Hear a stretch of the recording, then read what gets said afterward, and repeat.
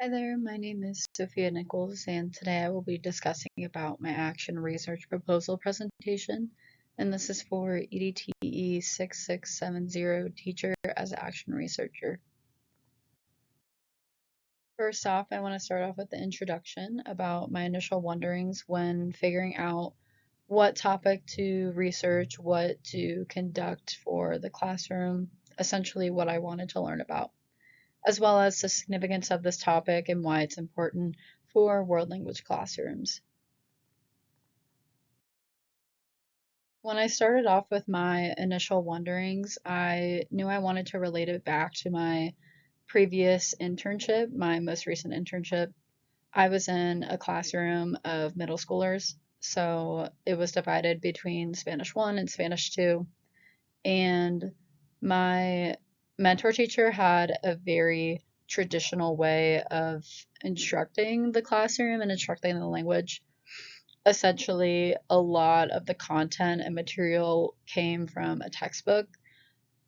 So I wanted to think about what are some certain ways that we can engage novice level language learners in meaningful and purposeful communication in the target language. It seems like a daunting challenge when we think about novice level learners and getting them to speak, read, and write in the target language, since it is something that is incredibly new to them and it's something they haven't had experience with yet. However, I believe that promoting an environment for this to happen is essential, and also promoting an environment that's creative and is able to provoke critical thinking for these students. Essentially, students choose to take Spanish at the school I was interning at, and because of this, there's a lot of creative freedom and free will that you can really do on how to teach the language, which is great. So, with this research, that is my main focus, is improving students' essentially willingness to communicate in the target language in Spanish, and different ways in which we can shift away from solely utilizing textbook curriculum for instruction, since there is so much research that's now been provided about many different instructional strategies. So, from this, with my initial wonderings, I started to think of guiding questions, essentially formulate my thoughts into questions. And some of these include: how will the implementation of high leverage teaching practices, HLTPs slash comprehensible input CI, affect students' production of language? High leverage teaching practices and comprehensible input are both newer instructional strategies, at least ones that are new to me.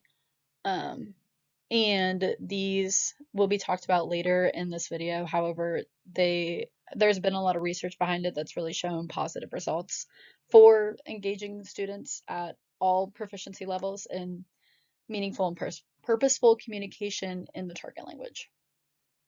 And then, besides this, focusing on the usage of integrated performance assessments and how this enhances students' language proficiency. Integrated performance assessments essentially go beyond the paper and pencil test, yet it still is one. However, it engages all three areas of communicative goals that is brought out by ACTFL.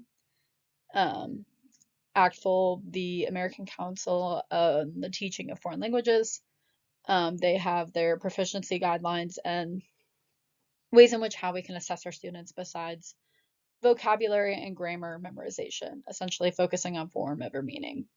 And number three, since technology is such a new thing, especially for world language instruction, so in what ways will web-based resources engage students to consistently utilize the target language during class time, as well as how we can utilize technology for good?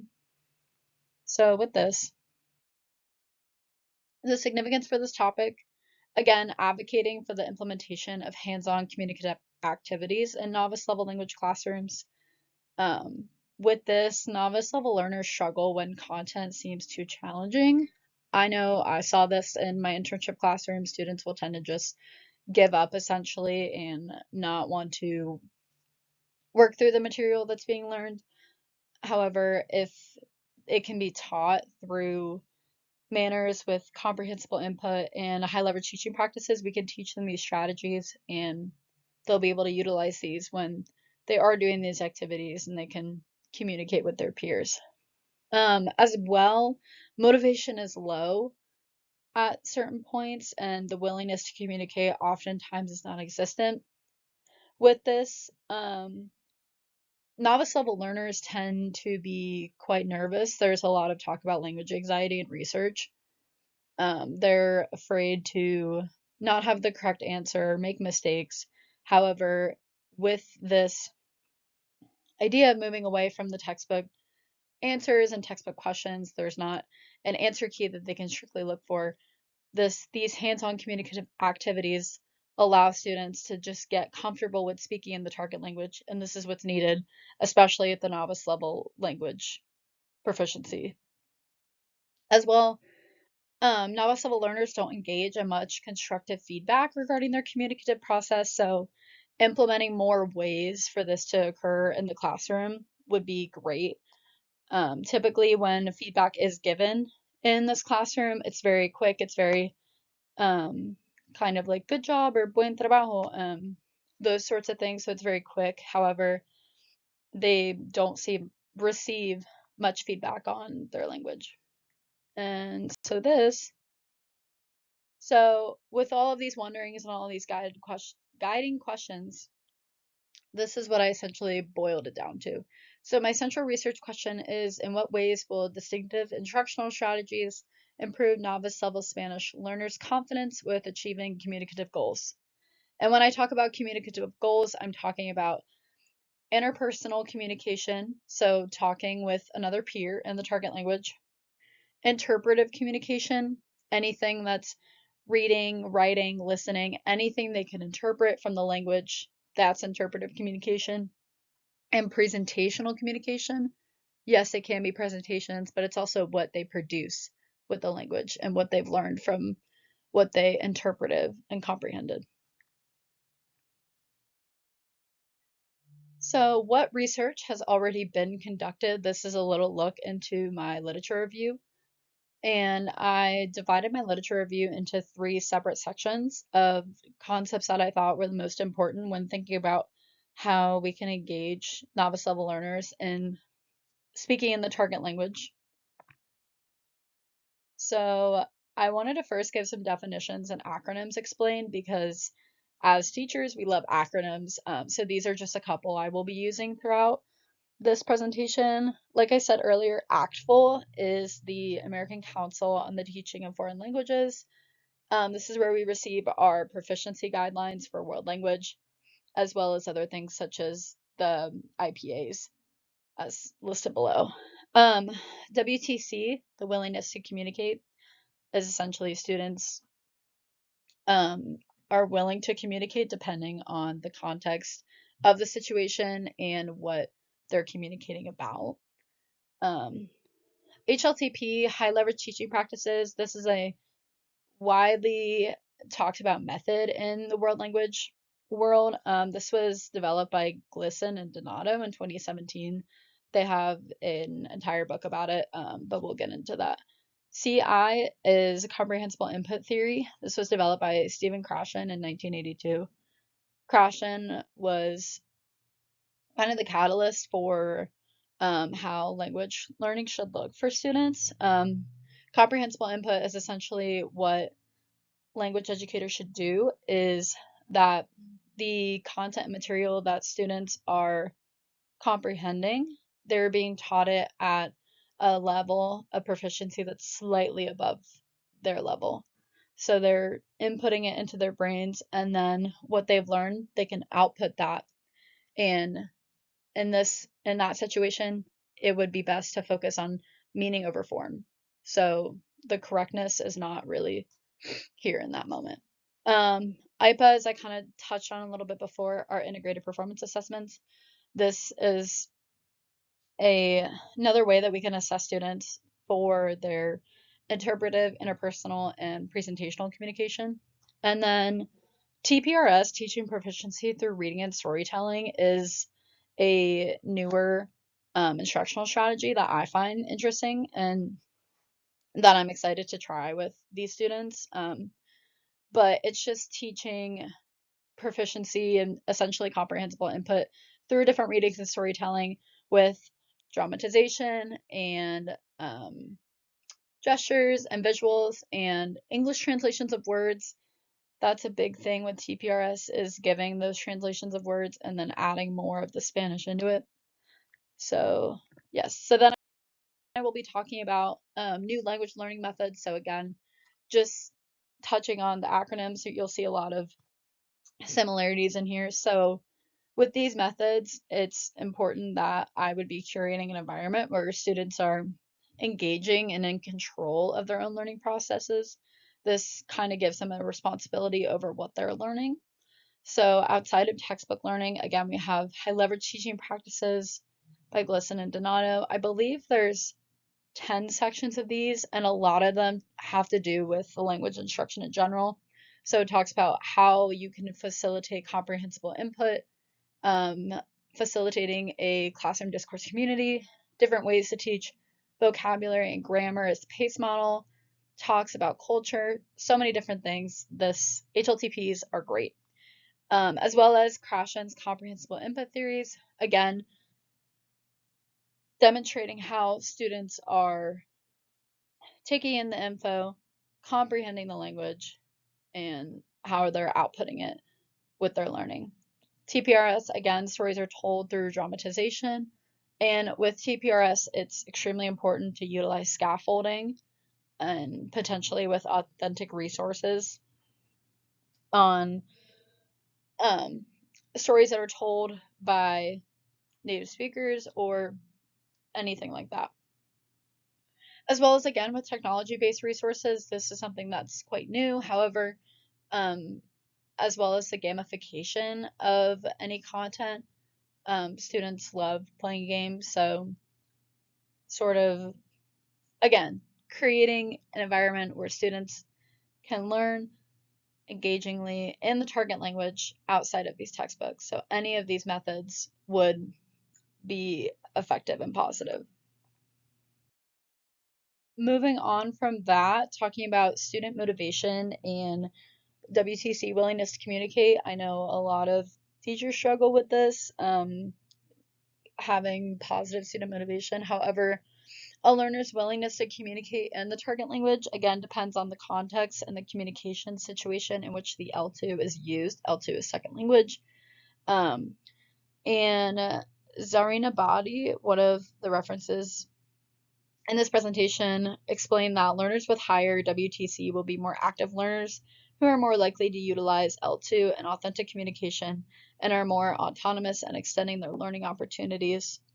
So being able to engage students in improving their WTC will allow them to be more active in their learning process.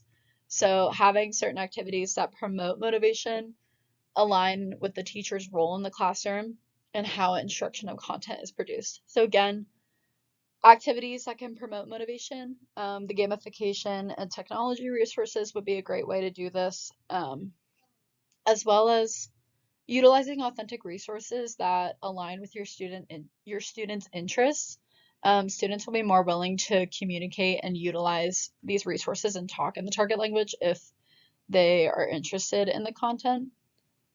Um, and then moving on from that, the last thing I want to talk about is something that is a little bit newer for language learning. However, I'm going to talk about student self-assessment. So with the students set goals for themselves, short and long term, again, this kind of ties into student motivation. So taking control of their learning and figuring out what they want to accomplish in this process. And learners become aware of the actions necessary to improve not only their grade, but also their performance. This was said by Gieslin. So with this, teachers need to be facilitators. Students aren't really able to self-assess on their own. So being able to provide rubrics for exactly what you're looking for, and also discussing with students the importance of meaning over form, form over meaning. we want to shy away from this idea of correctness in the target language. Students oftentimes make mistakes, and that's what we want when they are learning a language, especially at the novice level. Um, so, allowing students to self-assess one another and assess themselves is something that's incredibly important in this process of language learning. For further research or gaps I want to look into, potentially advantages and disadvantages of teacher feedback over student feedback. And I would want to see the comparison between these two. There's a lot of research done that has advantages and disadvantages of teacher feedback for both sides with language learning. Um, it depends how constructive it comes down to. So this would be interesting to look into. So for my research, project study, and design, this is the general time frame and demographics of the school I will be conducting my research at. So research will take place from January 2026 to mid-March 2026. I will be conducting my research at Athens Middle School, and my mentor teacher has two Spanish 2 classes. So Athens is a small rural school in Athens County, Ohio, with a majority white population of low to middle class families.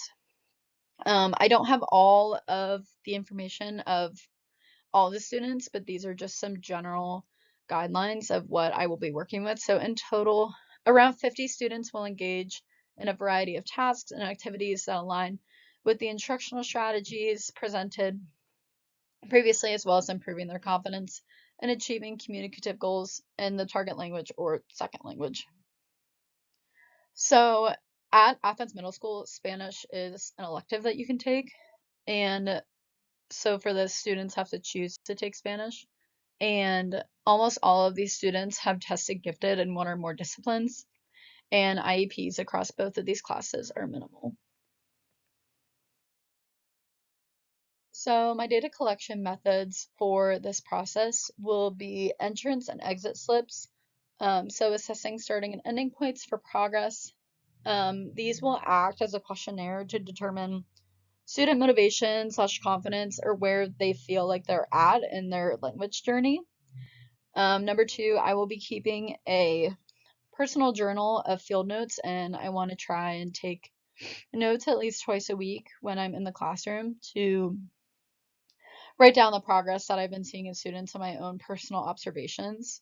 Um, Three, I will include lesson plans to outline specific instructional strategies I use, and as well as student artifacts that will demonstrate potential progress in their work over the 3 months. And number five, possibility for oral assessments. Honestly, it just depends on timing and everything. So, um, when I'm collecting the data, obviously we have to analyze the data. So these are the data analysis methods I plan to use. The first one that kind of caught my eye was the triangulation method, the methodological method by Danny Glassman. So being able to utilize a variety of methods to study a single problem. And I also really took into account the Tracy Rosen video when she was talking about conversation, observation, and product.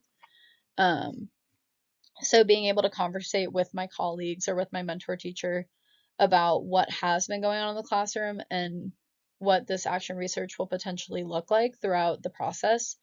Um, Observing, essentially taking field notes, maybe recording videos, seeing what that looks like, and then the product will essentially come from assessments, projects, whatever finalized things I have students do. And to kind of alleviate away from ethical concerns, I would want to focus on fairness and creating valid and balanced assessments for my students. So again, with the integrated performance assessments, those kind of cover all bases and it doesn't single anybody out from skills that they may or may not be successful in. It measures all sets of communication. For number two, From Coding to Themes by Dr. James Woodall, I also liked this method. So from the data, with the coding, you would determine these various codes or chunks of similar ideas of what I've learned from my field note observations or student artifacts that I've gathered. And I enjoyed how in the video he kind of mind mapped it out to a central topic, and then there were different sub themes. I feel this would be really helpful to kind of cover what I found in the data and my results and what I would share. And then the last one as well, collaborating with my co-teacher and colleagues, so having discussions to gain insight into how students are actively working to achieve communicative goals and presenting new ideas to co-teacher of instructional strategies. And this is my projected order of data collection and finalizing my project. So essentially my research timeline. January 2026 is going to be the most vital, the first couple weeks of my project. So student assent forms will be sent home to parents week 1. I will administer entrance slips to students rating their confidence of engaging in the target language, as well as other questions regarding individualized learning preferences. And then I will use these results to formulate instruction on what instructional strategies would work best for these students. I will then start field notes and observations of student performance again, try to write at least 2 entries per week. And then again, with starting self-assessment for students, having them set goals for themselves each week or every other week, and then have them assess their own performances to see if they've accomplished their goals or if they're still working towards it, kind of figure out that baseline. And then for February, students will continue to be exposed to the variety of instructional strategies as well as different assessments and rubrics than they're used to. So getting them out of their comfort zone with these instructional strategies and continuing the data collection. Check-ins with students will be documented in field notes if formal interviews cannot be conducted. I will continue field notes and observations of student performance. And excuse me, as well, I will start to collect student artifacts throughout the month. So whatever readings, writings, and listening activities they accomplish, these will be presented here in the data collection. And then ending off in March, mid-March, in weeks 1 and 2, students will be given an exit slip to assess if their confidence of utilizing the target language has changed or improved. From this, student responses will be used as qualitative data and quantitative data to see if students share connections, again, with the data analysis method of from coding to themes, yes, and triangulation and coding. And finally, collection of field notes and student artifacts will be finalized, and final revisions and final inquiries will occur. So thank you for listening. These are my references used in this presentation.